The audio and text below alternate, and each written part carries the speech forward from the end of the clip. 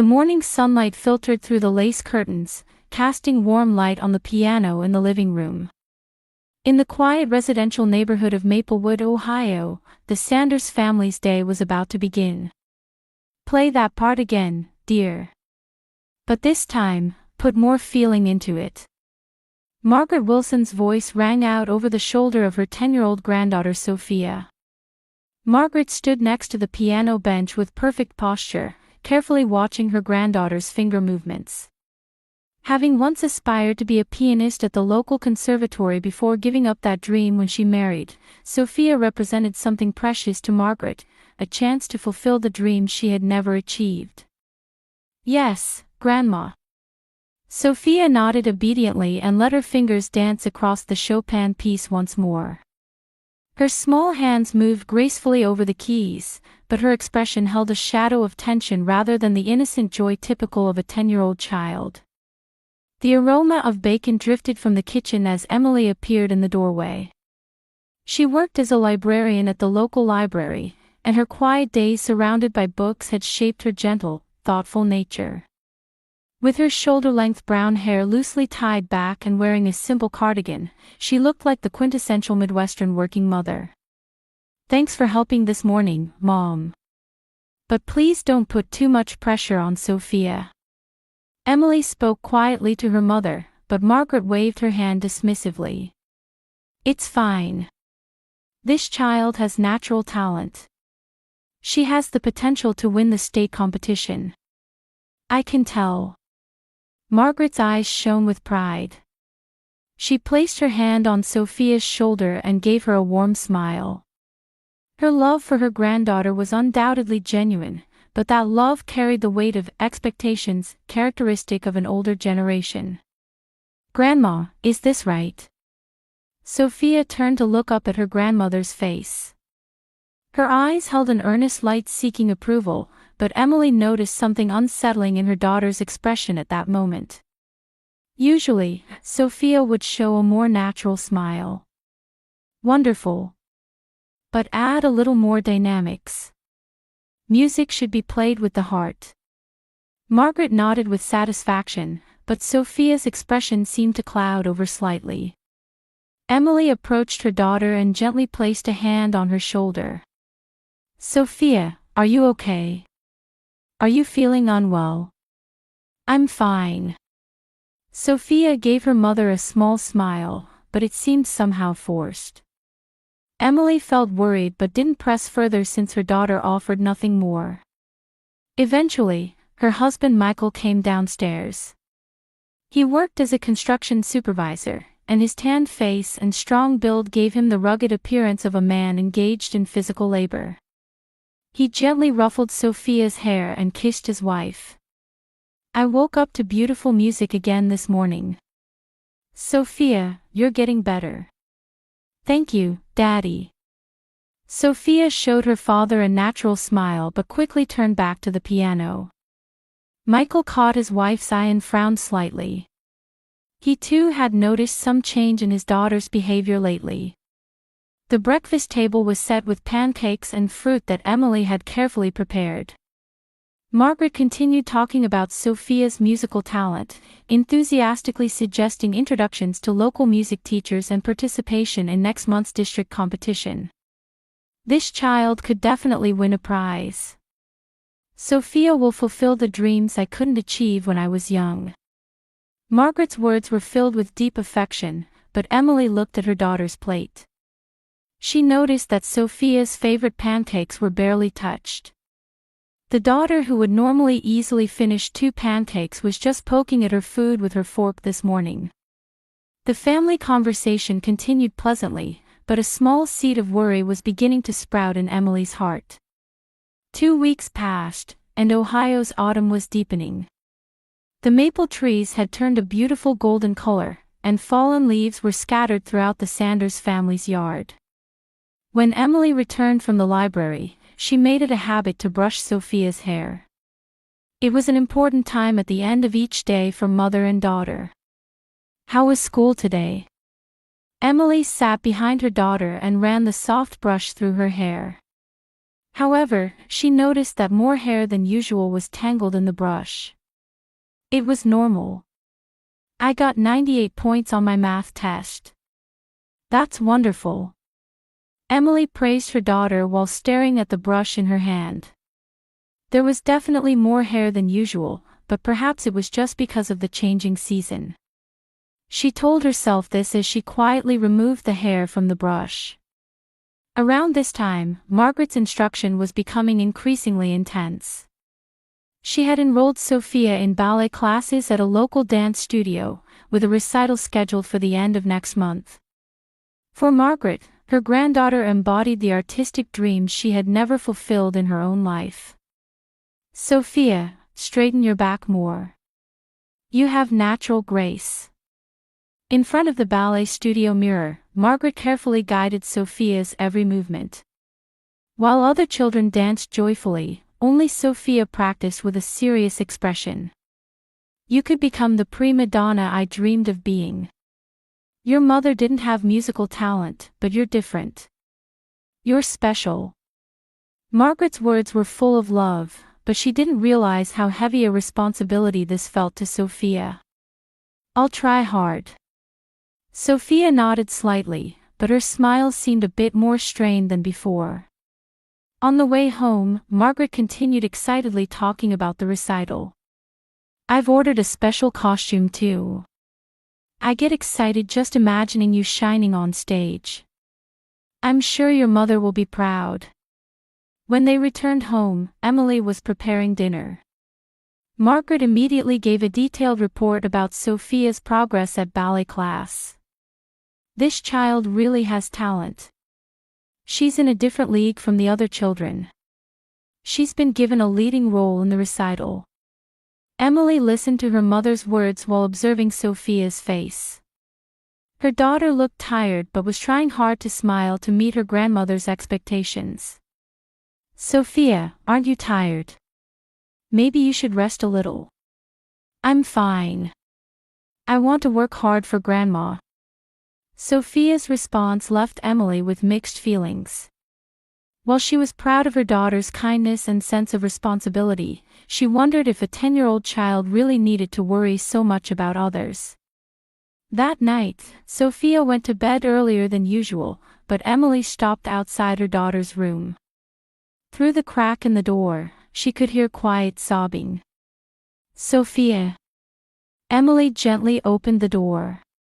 Her daughter was curled up under the covers with the blanket pulled over her head. What's wrong? Nothing. I'm okay.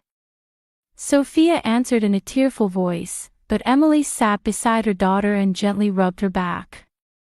If something is bothering you, you can talk to Mommy about it. You don't have to carry everything alone. Okay. Sophia nodded slightly but said nothing more. Emily kissed her daughter and left the room, but stopped in the hallway. Her maternal instincts were telling her that something was wrong. The next morning, Emily made a shocking discovery. A large amount of hair was scattered on Sophia's pillow, clearly an abnormal amount. She rushed to look at her daughter's head and found a bald patch about the size of a 500 yen coin on the crown. Sophia, this is... Mommy, my hair is falling out. I'm scared. Sophia looked at herself in the mirror and said this in a trembling voice. Emily hid her shock and hugged her daughter. It's okay, it's going to be okay. Let's see a doctor right away. Emily quickly called the pediatrician and made an emergency appointment. When she contacted Margaret, she rushed over in a panic. Oh my, what could this be? Stress perhaps. Did something happen at school? Margaret looked worriedly at Sophia's head, but in the next moment, a different emotion crossed her face. But it will heal before the recital, won't it? The doctor should be able to give her some medicine. Emily felt an inexplicable irritation at her mother's words. How could she be more concerned about the recital than her daughter's health? Mom, isn't Sophia's health more important than that right now? Of course it is. But you know how much this child is looking forward to the recital, don't you? Margaret seemed to genuinely believe this. However, Sophia remained silent, trying to hide the bald spot with her hand. Grandma, I'm sorry. I got sick. What are you saying, Sophia? It's not your fault. Emily hugged her daughter while feeling something collapse inside her chest. For her daughter to apologize for being sick was fundamentally wrong. And Emily was beginning to see what might be causing this wrongness. The pediatric ward at Maplewood General Hospital was decorated in bright colors to reassure children. The walls were painted with pictures of animals, and the waiting room had a small bookshelf and toys, but everything seemed blurry to Emily. Sophia sat next to her mother, wearing a hat pulled low to hide the bald spot. Emily, Sophia, and Margaret went to the examination room. Dr. Jenkins was a kind-looking female doctor with years of experience treating children. She had salt and pepper hair tied back and greeted the family with a gentle smile. "Hello, Sophia. How are you feeling today?" Sophia touched the brim of her hat shyly and answered in a small voice. "My hair fell out. I'm scared." "I see. But don't worry. Let's figure out what's causing it together." Dr. Jenkins spoke to Sophia in a gentle tone while beginning a thorough physical examination. She checked blood pressure, temperature, lymph node swelling, and skin condition, methodically ruling out possible physical causes. "I don't see any particular physical abnormalities." The doctor said this while carefully observing Sophia's behavior. She noticed nail-biting habits and faint dark circles under her eyes. "Sophia, have you been sleeping well lately?" Sometimes I wake up at night." "I see. Do you have any worries?" Sophia glanced at her grandmother and shook her head. "Not really." From experience, Dr. Jenkins sensed that this answer wasn't completely truthful. She took out paper and crayons from her desk drawer. "Sophia, could you draw a picture for me? Anything is fine. Your family or something you like." "A picture?" Sophia seemed puzzled but picked up a crayon. At first she hesitated, but soon became absorbed in drawing. Emily and Margaret watched with interest to see what their daughter was drawing. Looking at the completed picture, Emily gasped. In Sophia's family drawing, Grandmother Margaret was depicted as a giant figure taking up most of the paper. Next to her, the parents were drawn medium-sized, and in the corner, Sophia had drawn herself as tiny as a grain of rice. Moreover, around that tiny Sophia, words like piano, ballet, 100 points, and first place were scattered like heavy baggage. "That's a very good picture," Dr. Jenkins said calmly. "Sophia, have you had any fun recently?" Sophia thought for a moment before answering. "Maybe when Grandma was happy. When I played piano well, or when the ballet teacher praised me." "Do you have fun doing things just for yourself?" At this question, Sophia looked confused. It was as if she couldn't understand the concept of enjoying something for her own sake. "I don't really know." Dr. Jenkins turned to Emily and Margaret. "I'd like to discuss this in more detail, so could Sophia spend some time with the nurse at the nurse's station?" After a nurse took Sophia away, only the three adults remained in the examination room. Dr. Jenkins sat back down and became serious. "I'll be frank. Sophia's hair loss is caused by extreme psychological stress." Emily's face turned pale. Margaret cried out in surprise. "Stress? But we're just giving her love. What could be stressful about that?" Giving love and placing expectations are different things. The doctor spoke quietly but clearly. "Look at Sophia's drawing. She perceives herself as a very small being and feels the expectations around her as heavy baggage. Particularly, the pressure that she must meet expectations seems to be placing a great burden on her heart. Emily covered her face with her hands. Everything became clear in that moment. It's my fault. I was doing the same thing to my daughter that my mother did to me. Emily, what are you talking about? Margaret was confused, but the doctor continued. These situations often chain across generations. Perhaps you, Mrs. Wilson, were raised with similar expectations. Those words brought Emily's childhood flooding back vividly. Her young self practicing endlessly at the piano. The constant words from her mother, I'm saying this for your own good. Days of being demanded perfection. And the weight of carrying her mother's dreams. Mom. Emily looked at her mother through tears. Margaret's face had turned completely pale. I was the same. Margaret's voice was trembling. My mother also placed great expectations on me. She entrusted me with her unfulfilled dream of becoming a pianist. I thought that was love. And now, I'm doing the same thing to Sophia. A heavy silence fell over the examination room. The moment when the chain of pressure in the name of love passed down through 3 generations was finally revealed. How can we help Sophia? Emily asked the doctor with pleading eyes. First, remove the pressure that's on Sophia. Create an environment where she can be herself. And continue to tell her that her value lies not in achievements or grades, but in her very existence. The doctor continued. Her hair will naturally recover as stress decreases. However, emotional wounds take time to heal. The entire family needs to face this problem. Emily broke down crying. The reality that she had been hurting her daughter while thinking she was raising her with love was devastating. She had unconsciously placed the same pressure on her daughter that she had received from her mother. We're just loving our daughter. The love is certainly there. The doctor said gently. But true love means accepting someone as they are. It's supporting them to live happily as themselves, not imposing expectations or dreams on them. Margaret sank into her chair and covered her face with both hands. The fact that what she had believed to be right was actually hurting her granddaughter was too heavy to bear. What have I done? It's not too late.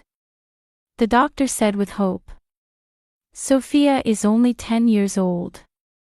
With the family's love and support, and the right environment, she will surely recover.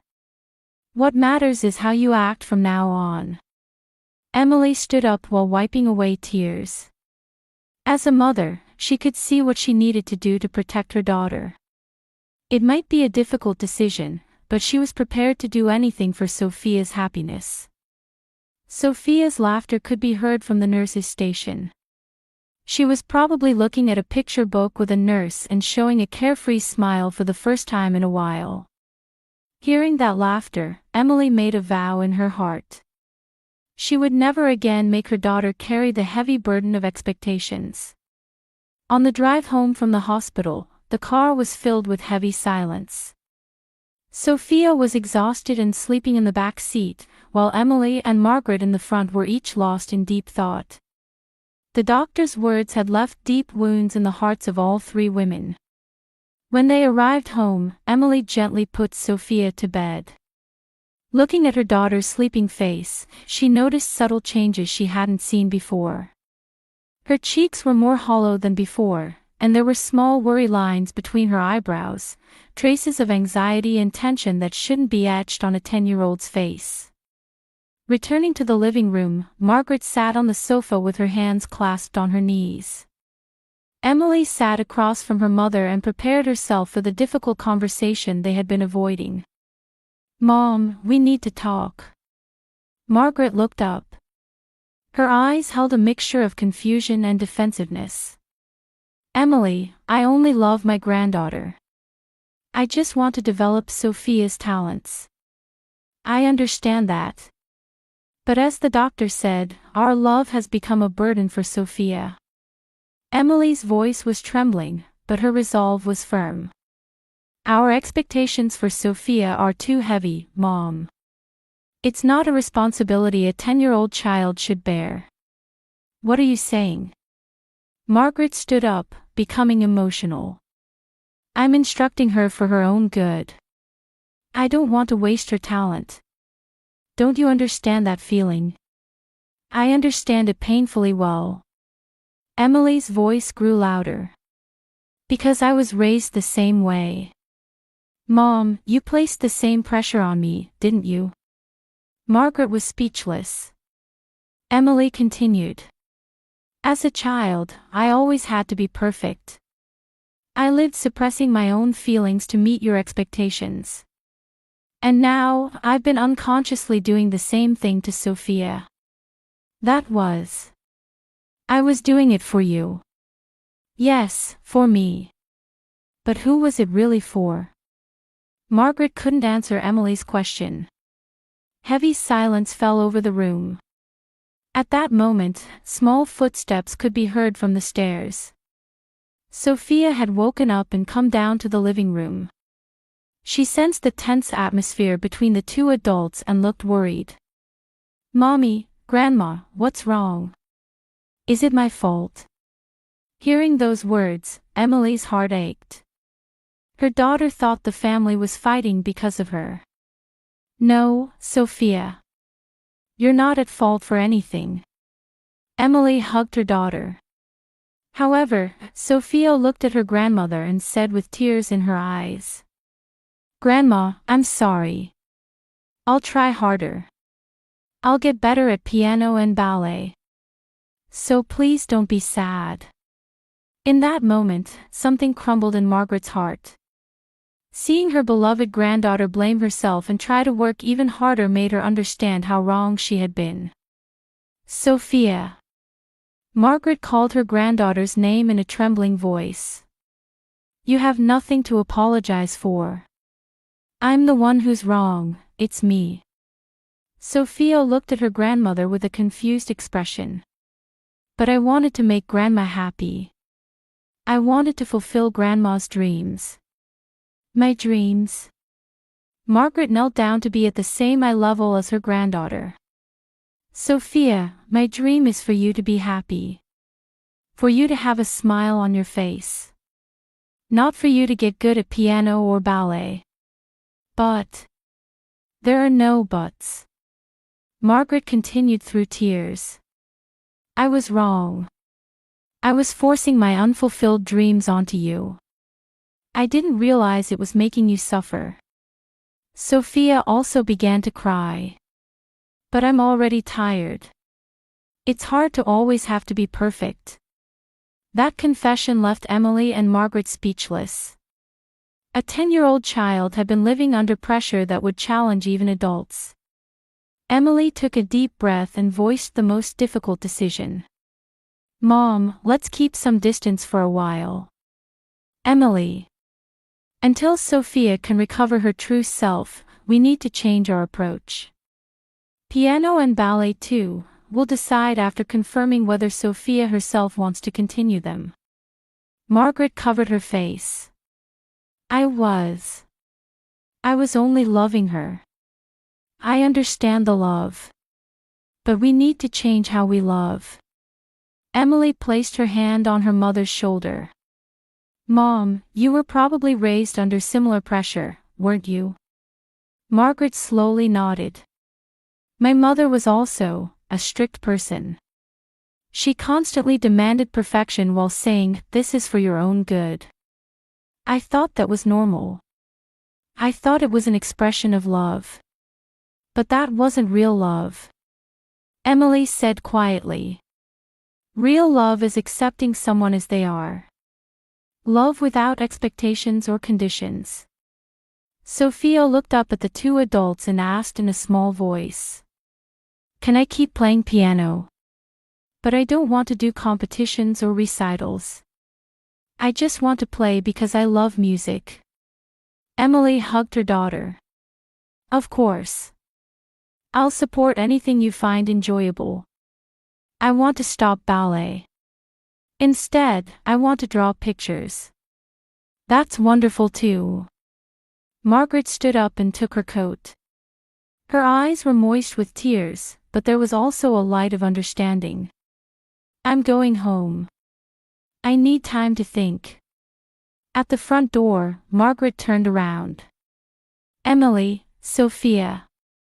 I love you both. I really do. But I need to learn how to love properly. Mom. It's okay. I was also raised under the same pressure from my mother. So I'll find a way to break this chain. For Sophia, and for you. After Margaret left, Emily and Sophia were alone. Her daughter sat on her mother's lap and showed a relieved expression for the first time in a while. Mommy, am I a bad child? Absolutely not. You're my treasure, the most precious thing in the world. Even if I'm not perfect. You don't need to be perfect. Just being yourself is enough. That night, Sophia slept soundly for the first time in a while. Emily looked at her daughter's sleeping face while reflecting on her parenting up to this point.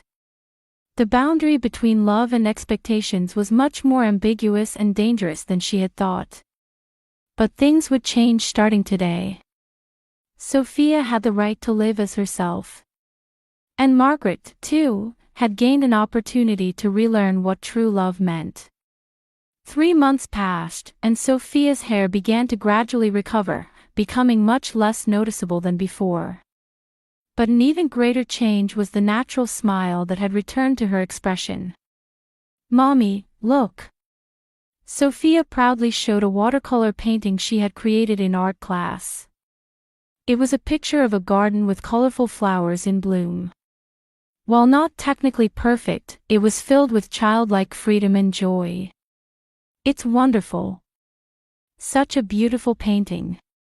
Emily praised her daughter's work from the heart.